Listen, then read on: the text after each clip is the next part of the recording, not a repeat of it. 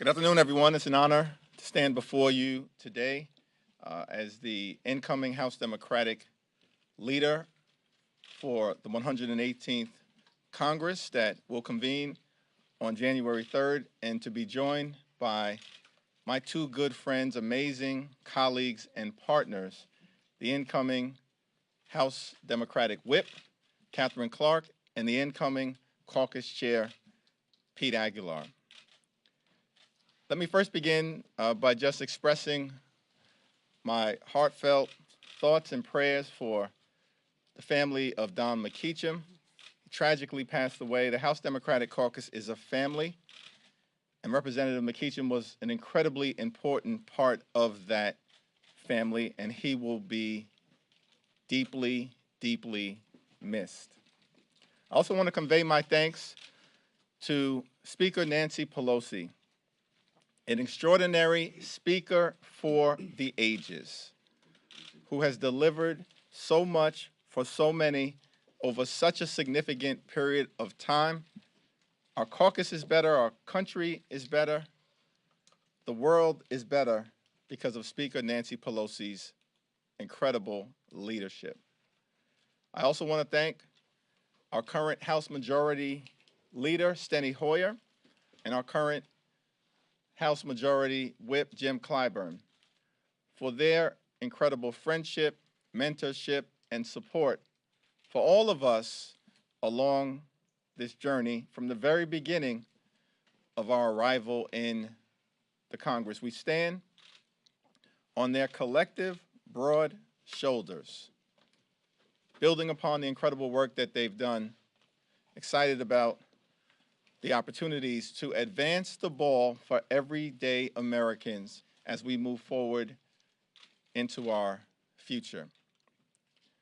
I was born at Brooklyn Hospital, raised in Crown Heights by my two parents who were public employees, a caseworker and a social worker in a middle class, working class neighborhood in the midst of the crack cocaine epidemic in the 80s into the early 90s. I'm thankful for them, thankful for their love, support, and prayers throughout the years, throughout my journey into adulthood and my journey as a public servant.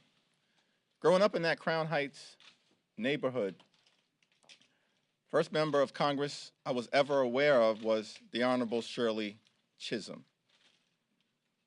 And I eventually was able to be elected to represent many neighborhoods in Brooklyn that she formerly represented.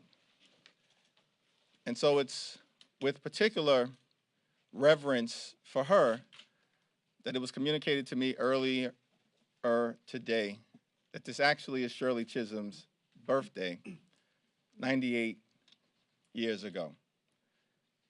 I stand on the shoulders of people like Shirley Chisholm and so many others as we work to advance the ball for everyday Americans and get stuff done. Because that's what Democrats do. That's what our record says.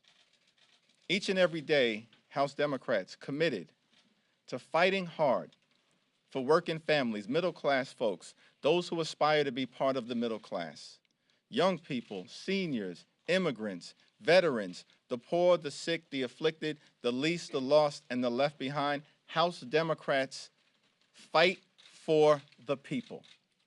That's our story, that's our legacy, that's our values, that's our commitment as we move forward. Get stuff done. Make life better for everyday Americans.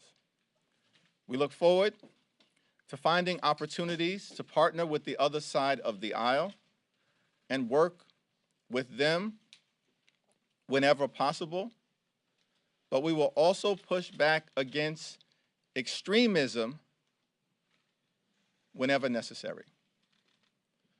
We love this country, we love our democracy, we love the Congress and the House of Representatives, the institution designed to be the closest to the people. And we're going to fight hard each and every day we have this honor to serve in Congress to deliver. I now yield to my good friend, an amazing colleague, the incoming House Democratic Whip from the Commonwealth of the great state of Massachusetts, Catherine Clark. Thank you, Hakeem. Good afternoon. I am so honored to be here with our leader-elect Jeffries and caucus chair Pete Aguilar. It is truly humbling to be the next whip for the 118th Congress and to get to do it with such an incredible team. And as Hakeem referenced, we as a team and as a caucus reflect the diversity and the strength of the American people. And that is where we are able to come together around shared values and reflect back to American families that they are the priority. They are who we will bring to the leadership table with us. Their stories, their challenges, their victories, and solutions for what they are facing. And I want to join Hakeem in sending our condolences and our love to Don McKeecham's family. He will be sorely missed in our caucus, a absolute tireless advocate for environmental justice and justice in everywhere in this country. And I'd also like to thank our incredible, iconic speaker, Nancy Pelosi, and leader Steny Hoyer for their service to this caucus, to the American people, and for their continued friendship and guidance. And our message today to the American people is very simple. House Democrats are ready to work for you. And in the last 2 years, under the leadership of President Biden, we were able to beat back a pandemic, get vaccines in arms, get schools reopened, bring back our small businesses. Then we passed the Climate Action Bill that was the largest in the history of our country. We saved the child care sector. We created 10 million jobs. We passed the first gun reform bill in 3 decades.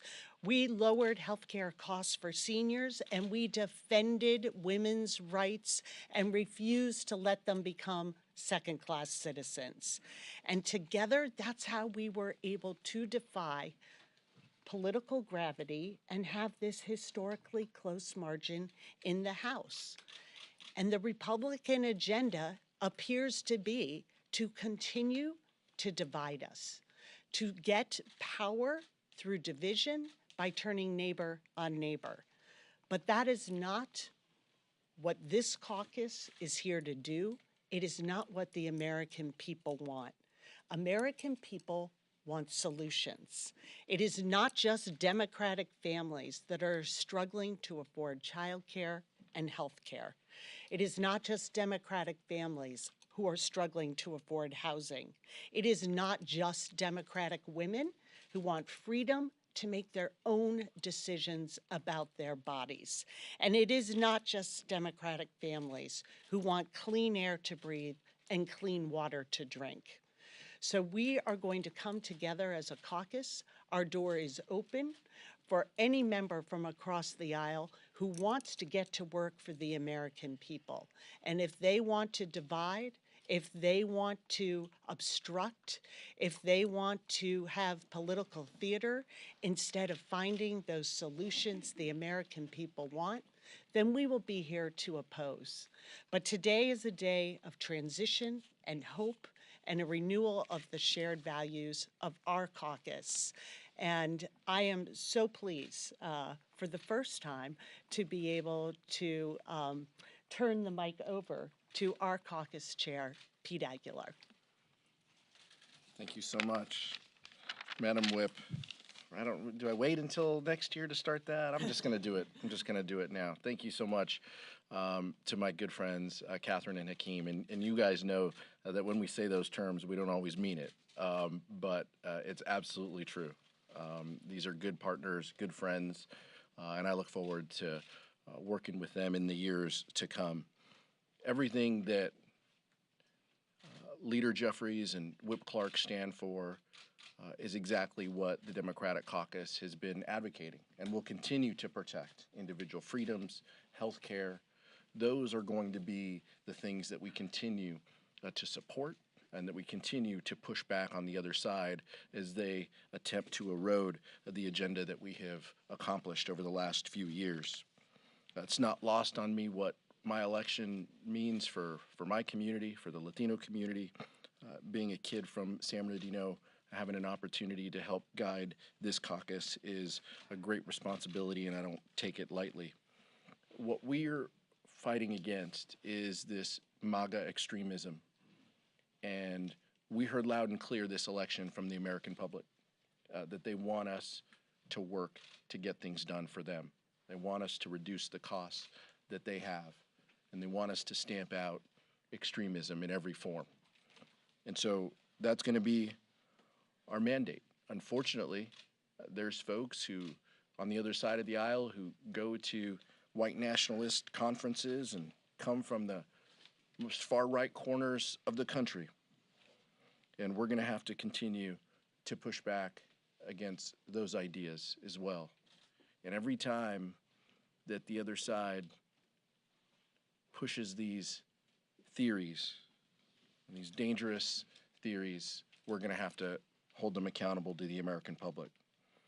As the Republicans turn to extreme partisanship and the circus of trying to elect a leader, what you've seen here is this transition.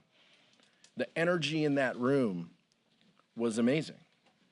For a group that is going to be in a very thin minority, the energy of our caucus was handshakes, high fives, and hugs as we transition. That's the legacy of Nancy Pelosi, Steny Hoyer. And that's what's going to be important moving forward. While Kevin McCarthy is auctioning off real estate and square footage for every vote he can, we're united together.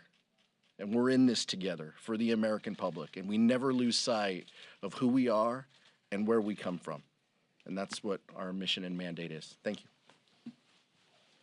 Thank you, Pete. Thank you, Catherine. We'll be able to take just a handful of questions, but some questions. Allie? Can you talk about, because you guys have referenced the accountability, the extremism, and then you've also said you want to get stuff done. So how do you think about doing that? Do you think about working with Kevin McCarthy? Have you spoken to him at all? What might this look like in this period of divided government? Well, our commitment is always to extend the hand of partnership whenever and wherever possible in order to get things done for everyday Americans. That's been our track record under the extraordinary leadership of President Biden, Speaker Pelosi, Leader Schumer, Democrats in the House and the Senate. We just have completed one of the most productive Congresses in American history. We passed the American Rescue Plan, shots in arms, money in pockets, kids back in school, saved the economy from a great recession, if not worse. Passed the Infrastructure Investment and Jobs Act to create millions of good-paying jobs spread out all across America. We were able to do that with some help from Senate Republicans, and we welcomed that bipartisan cooperation. We passed gun safety legislation for the first time in 30 years that will save lives. And that was also done in a bipartisan way in the Senate. Of course, we passed the CHIPS and Science Act to bring domestic manufacturing jobs back home to the United States of America, and we were able to find bipartisan common ground to get that done as well. And then we passed the historic Inflation Reduction Act. Unfortunately, our colleagues on the other side of the aisle chose not to work with us, but we got it done anyway. The largest investment in combating the climate crisis in American history, lower energy costs, setting our planet on a sustainable trajectory forward, strengthening the Affordable Care Act, lower health care costs, driving down the high price of life-saving prescription drugs for millions of Americans. That's the Democratic record. and we seek to find common ground whenever and wherever possible. And we hope that our colleagues on the other side of the aisle, as they temporarily inherit the majority in the next Congress, are willing to proceed with that same spirit of cooperation, fortitude, and mission-centered focus to get things done for everyday Americans. That will continue to be the Democratic approach on behalf of everyday Americans. Mr. Jeffries. Yes, thank you. First row. Two questions, Lisa from PBS. There's a lot of palace intrigue around here, of course. Not getting too much into this, but I'm curious. I just want to make sure. Mr. McCarthy has said he has not asked for Democratic votes for his position as he hopes to be Speaker. But I just want to confirm with you all: are you talking to your caucus to say we are not going to support him in case he needs those votes? Have you considered perhaps getting in the game of offering or suggesting someone else? And then the other question is, what is your response to his pledge to say he will remove some of your members from their committees? The House Democratic Caucus remains unified and focused in our efforts to fight for lower costs, for better paying jobs, for safer communities, to put people over politics. Those are our values that will drive us forward. Republicans are going to have to work out whatever mess and chaos is going on the other side of the aisle. That's not for us to get involved in at this point in time. Mr. Jeffries. Mr. Jeffries. Going back to this side, second row. You. Colonel Jeffries, Basil Drummond, Next Star. One of the things that you just brought up was working across the aisle in order to make things work at the end of the day. But as we've seen in especially this past year, it's not just a problem when it comes to working with Republicans. Sometimes you've had Democrats within your caucus, they don't agree with some of the other Democrats when you're also looking at, say, in the Senate as well. One of the things that we heard earlier today was Congressman Jeffries said one of the key factors is making sure members can all agree with what leadership wants to do. Will you be able to guarantee that going forward when you do have legislation where moderate Democrats are not agreeing with what progressive Democrats want to do? I want to make sure that Catherine and Pete also respond to this question because we all share the same approach. Everybody matters. Progressives, New Dems, Blue Dogs, whether you're from the north, the south, the east, the west, the heartland of America, whether you're in the center left, more progressive parts of our caucus, everybody matters.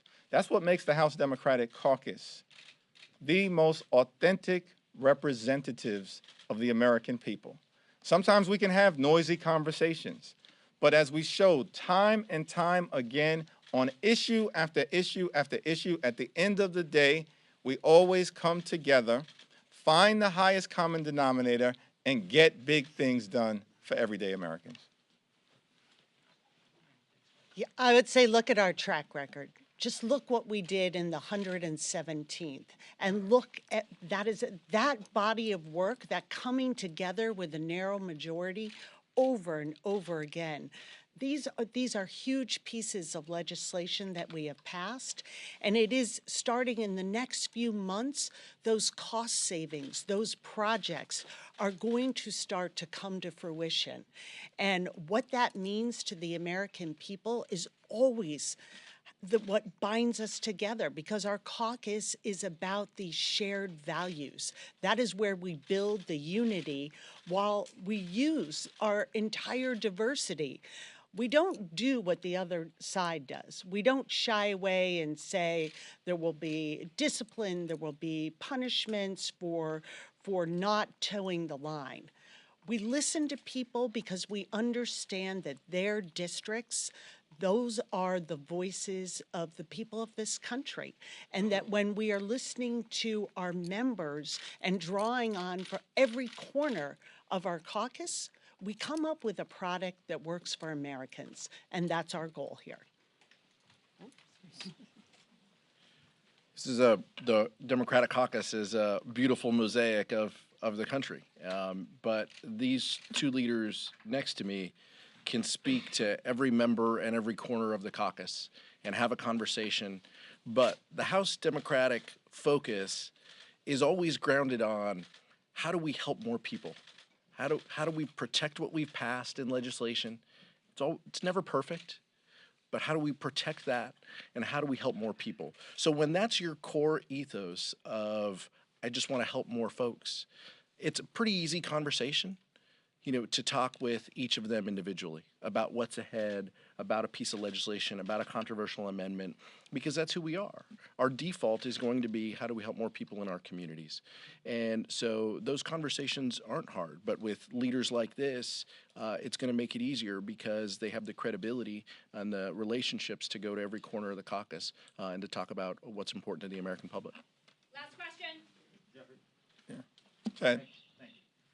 Back in the mid-90s, I remember there was an article in a roll call when Tom Dassel had become the Democratic leader that he had a bird problem because all of a sudden Robert Byrd would always step in and intervene in issues. You still have Speaker Pelosi in the institution. You still have Majority Leader Hoyer in the institution. How do you work, and how does the caucus and the new leadership team work against them being helicopter parents, so to speak? What an incredible blessing to be able to continue to rely on the life experiences, the wisdom, the leadership instincts, the skills, the talent, and ability of Speaker Pelosi, Leader Hoyer, and Jim Clyburn. It's a blessing that we embrace. We stand on their shoulders and look forward to continuing to get things done for everyday Americans. Thank you.